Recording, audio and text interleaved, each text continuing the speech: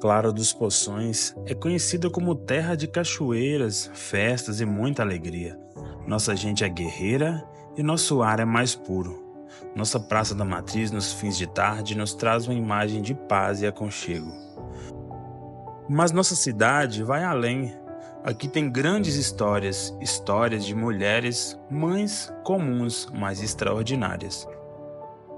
E são essas histórias que hoje viemos contar, não eu, mas as próprias mães. Fique agora com o documentário Extraordinárias, as histórias de mulheres comuns.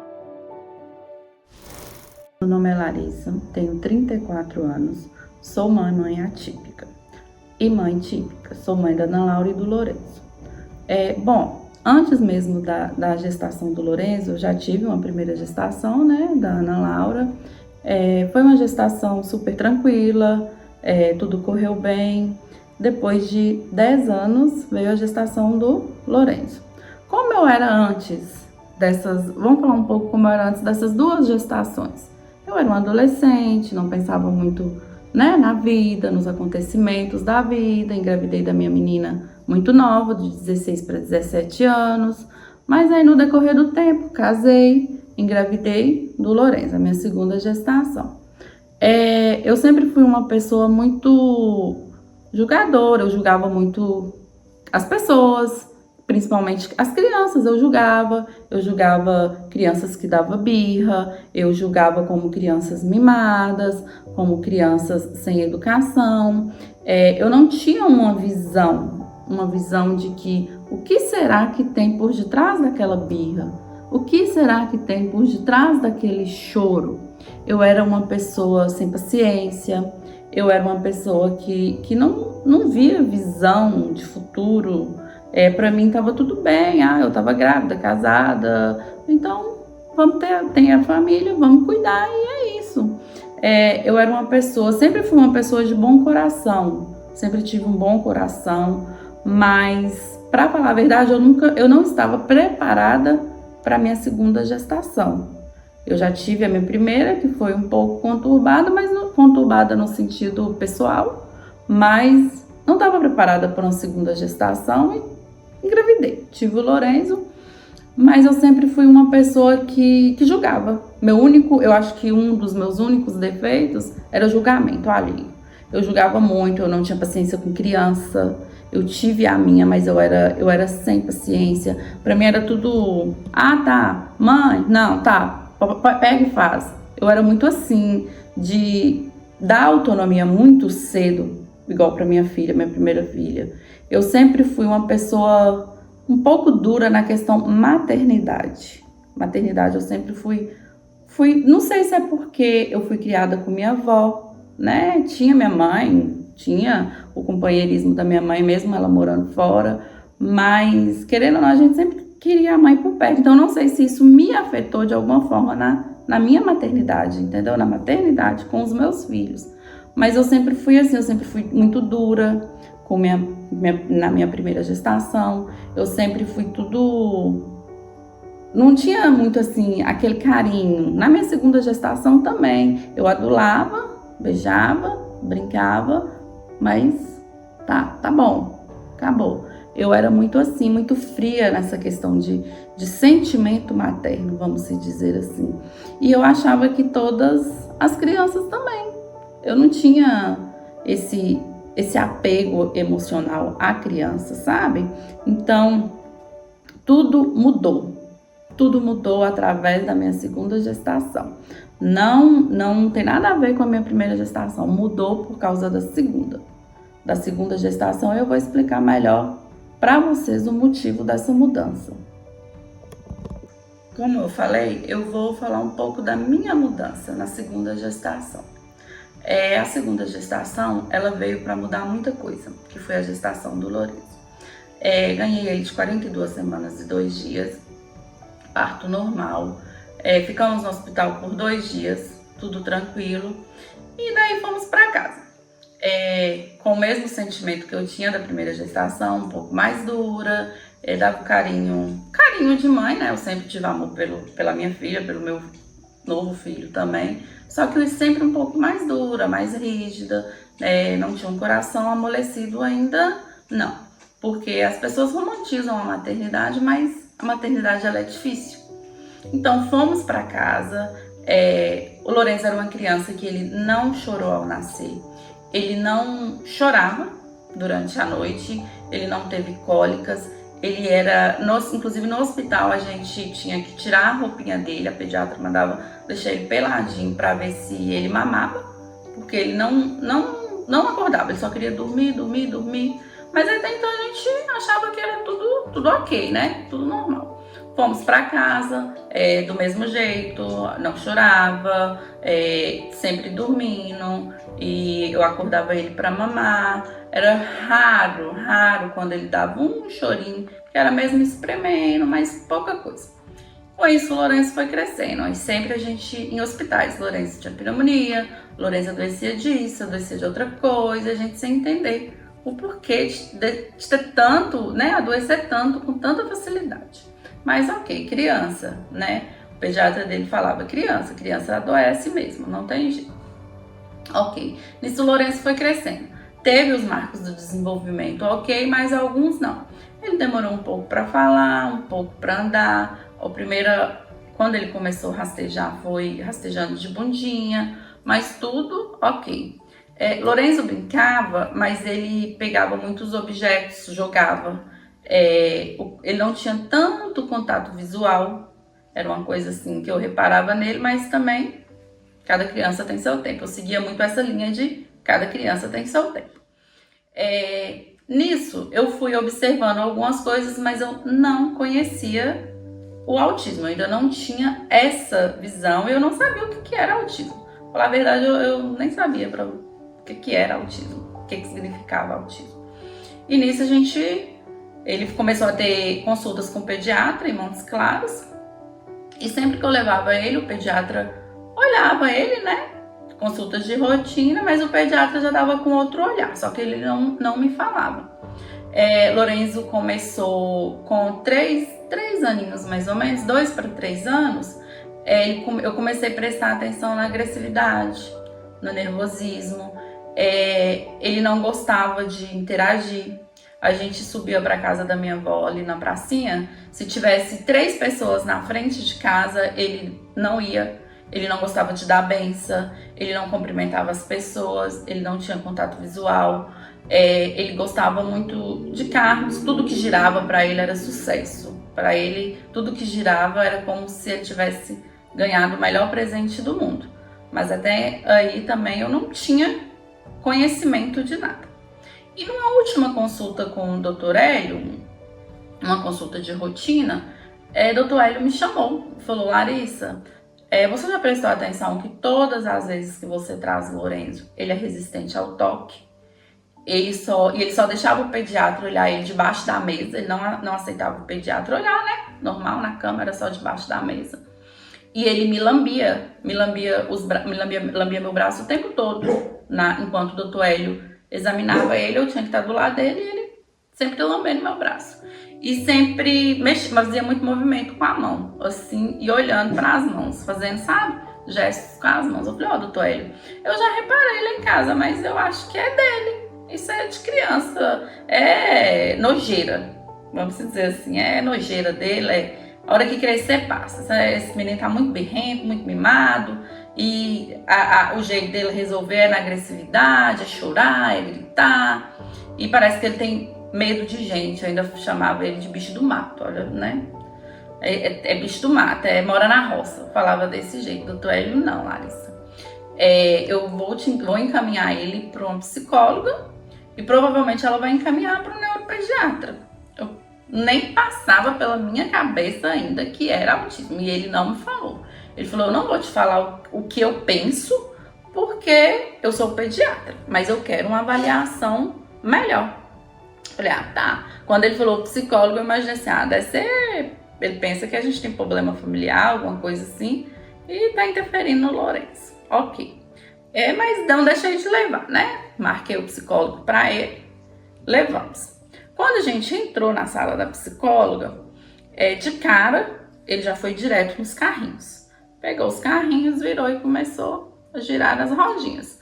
E ela, Lourenço, Lourenço, Lourenço, chamava e ele não respondia, né, ao comando. Aí, na nossa decorrer da conversa, eu falei, doutor, em casa também é assim. Por vezes eu acho que ele tá fazendo hora com minha cara, porque eu chamo, e ele não responde. Ele, do mesmo jeito que ele tá, ele continua. E ela falou, Larissa, eu quero uma avaliação da neuro, eu quero que você leve ele num neuropediatra. Eu não posso te falar que mas tudo indica que ele é autista. Eu falei, doutora, a senhora tá doida, né? Autismo. O que é autismo? Eu não sabia o que era autismo, ela foi me explicando, foi me mostrando, observa isso nele, observa, começa a gravar, grava o dia a dia dele. Até mesmo para quando você for na neuro, você tá com os vídeos dele. Falei, tudo bem.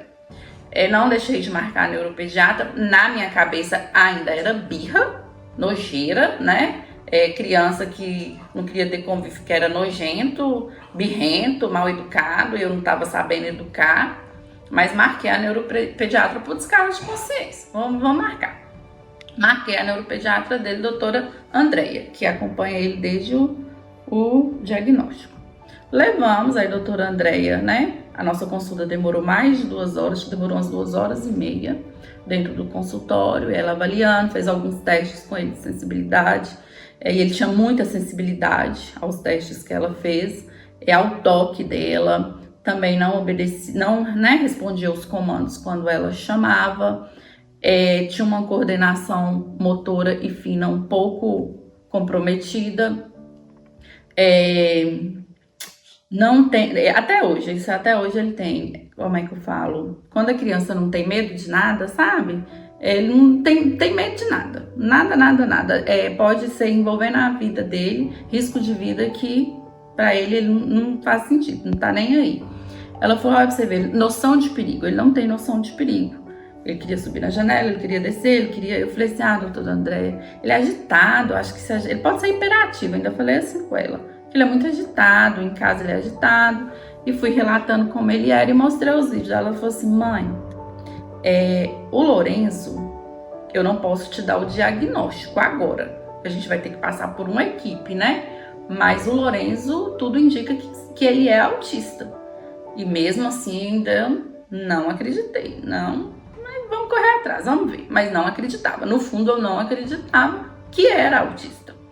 Aí encaminhou ele para terapeuta ocupacional, fonoaudióloga, porque a fala dele ainda era um pouco atrasada, psicóloga comportamental. E fomos fazendo terapias, ficamos quase 6 meses fazendo todos os acompanhamentos certinhos. Peguei o relatório escolar, o relatório de todos os, o terapeuta, o fono, o psicólogo, que ele fazia, e voltamos nesse retorno depois de 6 meses e tudo se encaixou. Tudo fechou, vamos se dizer assim. Aí ela falou, Larissa, ele é autista. Ele é autista. E foi me explicando, e falou assim, e me explicando como lidar com ele, né? Eu olhei pra ela e falei assim, tá bom. Eu tenho que fazer o quê? Só que, ao meu ponto de vista, foi uma aceitação, mas não foi uma aceitação. Foi como se a ficha não caísse naquele primeiro momento, né? Aí ela me explicou o que eu iria ouvir, o que eu iria aguentar. A primeira pergunta que eu fiz pra ela foi assim, ele vai casar, doutora? Ele vai poder ter família? Eu vou ser vó? Ela, Larissa, vai, calma, tudo é um processo. E foi me explicando o processo, né? Tudo é um processo, é lento, você só não pode parar. Beleza, eu falei, tá bom, ainda falei assim, vamos ver o que é esse autismo. Voltando pra casa, eu estava meio receosa com meu esposo, né? Porque eu não sabia como que ele ia reagir, porque nem eu estava sabendo reagir ao autismo do meu filho. Voltamos, conversei com meu esposo, conversei com minha filha, eles aceitaram assim, normal. Meu esposo falou, vamos cuidar, tem que cuidar, vamos ajudar ele. A irmã dele também.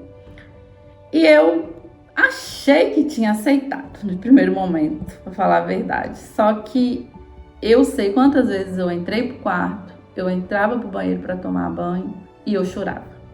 E eu chorava porque o medo do futuro, Então, na minha cabeça, o pensamento era: será se ele vai casar? Será se ele vai estar em uma roda de amigos? Como que vai ser? Então, o meu medo era esse. Então, eu vou contar agora um pouquinho hoje. Hoje, depois das terapias, depois do diagnóstico, depois da aceitação. Hoje eu sou uma pessoa extremamente feliz, agradecida a Deus pelo filho que Ele me deu, pelo filho especial que Ele me deu a missão de cuidar. Hoje eu enxergo as crianças com outros olhos. Eu busco pesquisar, eu estudo. Hoje eu faço faculdade em educação especial para ajudar o meu filho e outras crianças. Hoje a minha visão é totalmente diferente, o meu coração é totalmente diferente. Eu busco entender e compreender as crianças. Até mesmo se eu estou na rua e eu vejo uma criança, né, que está com um choro muito forte ou que tem algumas características que não seja, né, só o autismo, mas eu tenho aquele olhar atento, eu converso, eu falo: ó, mãe, avalia isso aí, vamos olhar se esse choro é sem consequências, sem causas, né? Como que tá essa criança? Eu busco postar, eu posto tudo que eu acho válido de informações, eu converso e minha vida mudou. Eu falo que minha vida mudou para melhor. Fez um rebuliço assim na minha vida, mas um rebuliço pro bem, para mim, me fez bem. Eu acho que Deus me deu essa missão para me mudar, para mudar o meu pensamento, mudar o meu coração, mudar a minha vida. Hoje eu busco fazer tudo que eu posso, que tiver ao meu alcance, para o meu filho ter uma evolução, sabe? Para o meu filho ter um desenvolvimento melhor. E o que eu puder ajudar ele e as outras crianças, eu vou ajudar.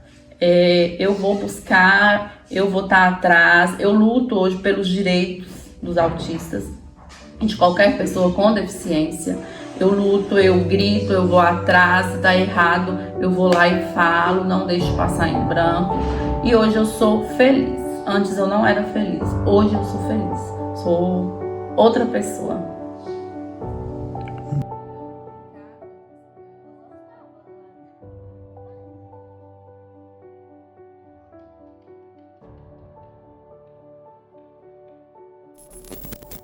Eu sou mãe de 2 filhos, sou uma mãe atípica. Antes de ter meu filho Jorge, eu tinha uma vida normal, tranquila, trabalhava, estudava, tinha uma vida social, tudo normal. Depois de ter meu filho Jorge, que Deus me agraciou a vida dele há 11 anos, tudo transformou. Muita luta, muitas noites sem dormir, mas também foi agraciada com assim, um amor diferente, um amor que não tem palavras para descrever. Tudo assim transformou, com muita luta, mas assim, com muita graça também. A vida passou a ter um outro sentido. Coisas pequenas passou a ter assim um grande valor, porque tudo assim foi muito intenso, foi tudo assim, às vezes muito difícil. A gente tinha que ter muito cuidado. Aos 6 meses de vida a gente teve o diagnóstico que era lisencefalia, tinha muita convulsão. Então assim, era por conta dele o tempo todo. Ser uma mãe atípica não é fácil, apesar de é muito prazeroso, porque um sorriso a mais que você ganha, você sente que está valendo a pena. Mas eu sozinha como mãe não daria conta. Então eu sou grata pelo apoio que eu tive da minha mãe, da minha irmã, da minha família no geral, da minha filha, que foi meu braço direito, meu esposo. Nossa, só Deus mesmo sabe como que foi tudo intenso e como assim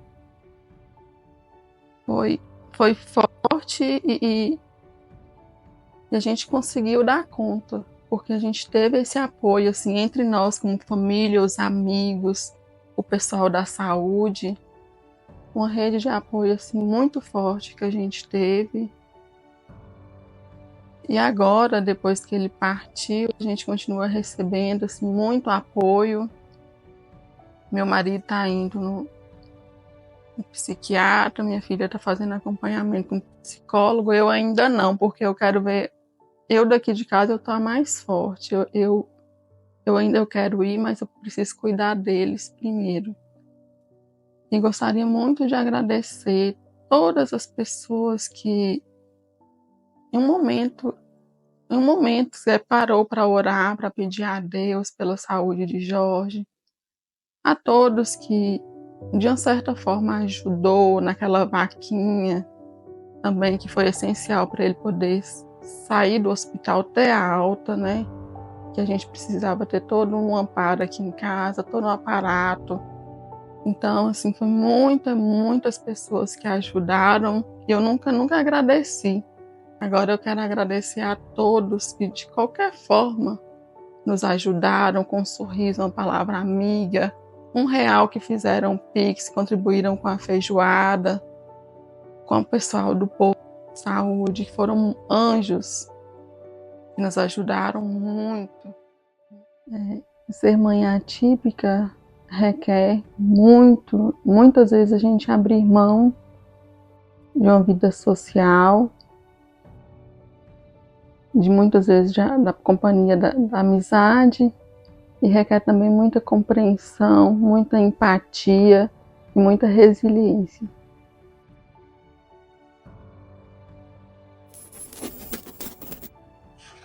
Quando nós mães pensamos em ter um filho, nós sonhamos com algo perfeito, né? Que não tenha nenhum problema, nenhum diagnóstico, nada disso. E comigo não foi diferente. Então, quando eu tive Mariana, nunca imaginei que enfrentaria um diagnóstico de autismo, por exemplo, que é o meu caso. Quando ela estava com 2 anos e 7 meses, foi o momento em que eu recebi esse diagnóstico. Me senti muito mal, principalmente ali na primeira semana, né? Chorei muito, achei que o mundo realmente estava acabando, assim, o que eu ia fazer a partir daquele momento, como que eu ia levar aquela situação adiante. Né? Então foi bem difícil mesmo. Eu reconheço, assim, que a psicóloga que acolheu, que atendeu ela no primeiro momento, me ajudou bastante, me deu esse suporte, me ajudou a entender, né, a situação, a entender os desafios que surgiam a partir dali. Após o diagnóstico, nós mães só pensamos no acompanhamento, no tratamento, na evolução da criança. Mariana, por exemplo, não falava, não tinha tempo de permanência nenhum. Então, meu único pensamento foi nela, era nela. A gente até se anula um pouco, esquece um pouco de quem você é, do que você gosta de fazer, do que você gosta de vestir. Você acaba pensando 100% só na evolução da criança, só no tratamento da criança, no acompanhamento da criança, na escola que vai receber a criança, no que as pessoas acham daquela criança, se as pessoas vão entender da situação ou não, o que elas vão dizer. Então, nós acabamos vivendo neste mundo da criança, do desenvolvimento da criança. E com o passar do tempo, eu fui entendendo que era importante também eu não esquecer de mim, eu não esquecer do que eu gosto de fazer, eu não esquecer que existe uma Luciana antes da mãe de Mariana. E que essa Luciana, ela precisa estar bem para que ela possa seguir com os cuidados com Mariana. A família, ela é um fator muito importante no processo. Com o apoio da família, né, dos amigos, das pessoas que estão ali em volta, com o entendimento deles sobre o assunto, sobre como agir, né, com essa criança, é que nós conseguimos, através dessa parceria, nós, mães, pais, responsáveis, conseguimos seguir a nossa vida também, né? Seguir com os nossos objetivos também, porque nós temos aquela situação de diagnóstico e de todo aquele processo, né, de desenvolvimento, de terapias, de medicação, de consultas e do próprio dia a dia mesmo da rotina, que é bem complicado, mas nós também temos, com o apoio da família, a possibilidade de seguir nossos planos, nossos objetivos, nossos desejos, nossas vontades. Então, ter esse apoio da família é muito importante. E para que isso aconteça, a gente precisa esclarecer tudo sobre a criança, sobre o diagnóstico dela, sobre como nós vamos agir, que olhar que a gente vai ter essa criança a partir daquele momento. Essas histórias que assistimos nos ajudam a enxergar o mundo de uma maneira diferente, sobre outra perspectiva. E é essa perspectiva que convido você que assistiu esse vídeo até o final a refletir.